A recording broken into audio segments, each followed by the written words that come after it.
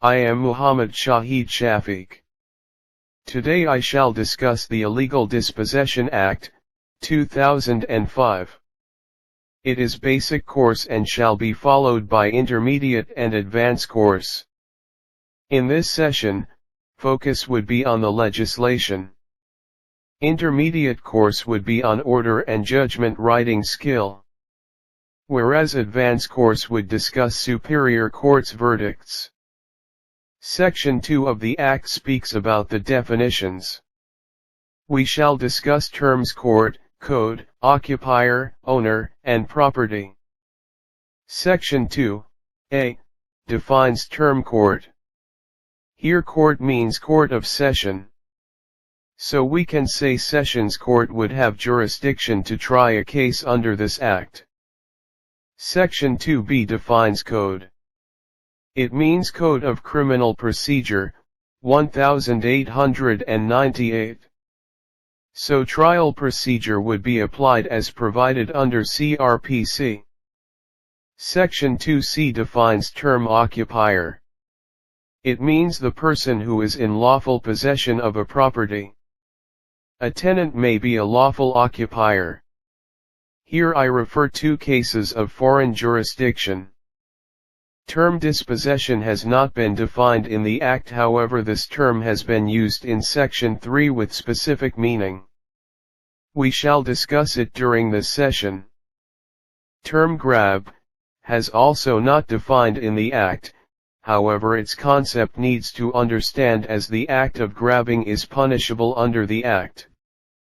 Term owner has been defined in Section 2d of the Act. It means the person who actually owns the property at the time of his dispossession. It is necessary to understand meaning of ostensible owner.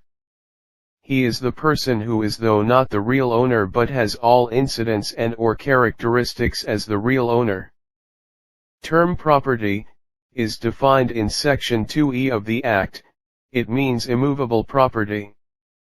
House, land, and shop are the types of immovable properties, but car is not.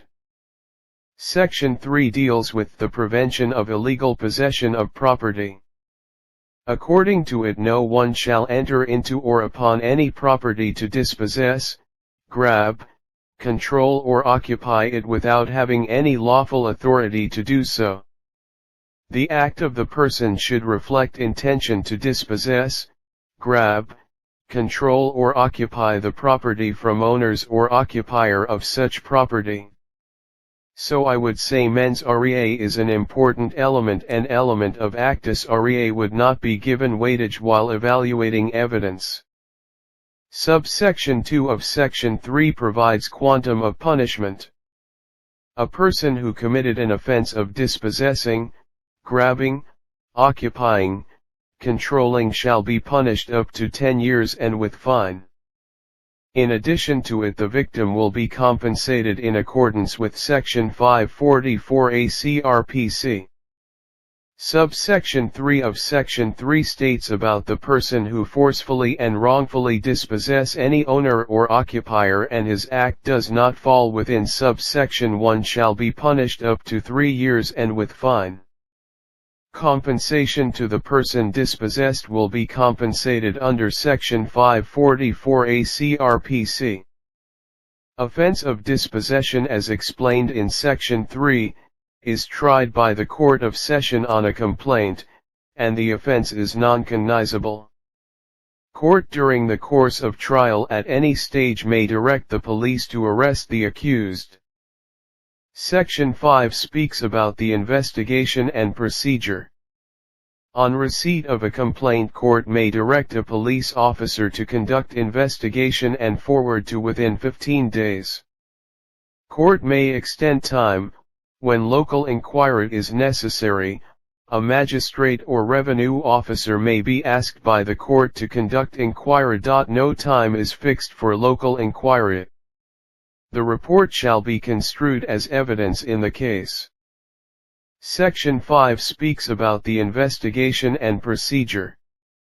Case shall be proceeded from day-to-day basis. Case to be disposed of within 60 days.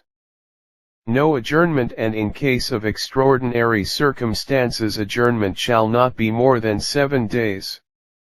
Compensation up to 500,000 if complaint is found false. Attachment of property may be made before final decision.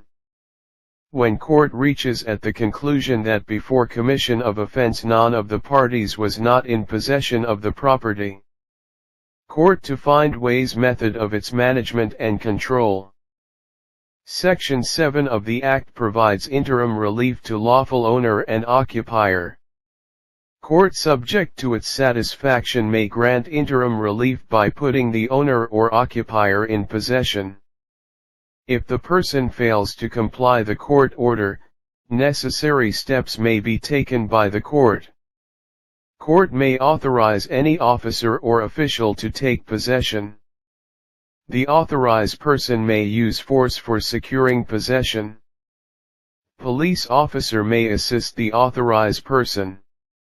If the police officer does not render assistance, the court may direct for taking departmental action against the officer. Court on conclusion of trial may order for restoration of the possession if not already restored and pass an order in terms of Section 3. Court can punish with imprisonment up to 10 years with fine. Compensation may be awarded to victim in a manner as provided under Section 544A of the Code of Criminal Procedure, 1898. Parties aggrieved with the order of the court made under Section 3 subsection 2 and 3 and under Section 8 of subsection 1 are appealable. Appeal is to be filed in 30 days. Appeal should be filed in High Court. As per Section 9 of the Act, the Code of Criminal Procedure, 1898 will be applied to the proceeding.